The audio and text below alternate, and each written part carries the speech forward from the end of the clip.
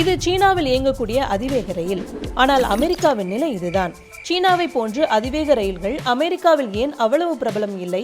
அதற்கான கட்டமைப்புகளை உருவாக்குவதில் அமெரிக்கா பின்தங்கி இருப்பதற்கான காரணம் என்ன?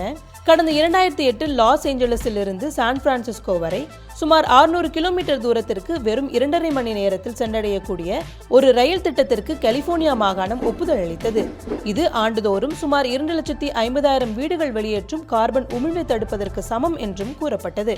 அதே ஆண்டில் பெய்ஜிங் மற்றும் ஷாங்காய் இடையே 1300 கிலோமீட்டர் நீளமுள்ள ஒரு ரயில் வழித்தடத்திற்கு சீனா ஒப்புதல் அளித்தது. அடுத்த 3 ஆண்டுகளில் பணிகள் முடிக்கப்பட்டு அங்கு ரயில்கள் இயக்கப்பட்டுவிட்டன. ஆனால் கலிபோர்னியாவில் 18 ஆண்டுகள் கடந்தும் 1 கிலோமீட்டர் தொலைவுக்கு கூட ரயில் வழித்தடம் அமைக்கப்படவில்லை. அதிவேக ரயில்களை பொறுத்தவரை அமெரிக்கா மிகவும் பின்தங்கியுள்ளது. இந்த மிகப்பெரிய நாட்டில் விமான பயணம் மலிவானதாக இருக்கிறது. மேலும் பெரும்பாலான ரயில் பாதைகள் அமைந்துள்ள நிலங்கள் தனியார் வசமே இருக்கின்றன.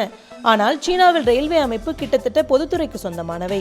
எனவே தேவையான நிலத்தை பெறுவதும் கட்டுமான செலவுகளை செய்வதும் விரைவாகவும் எளிதாகவும் நடக்கிறது.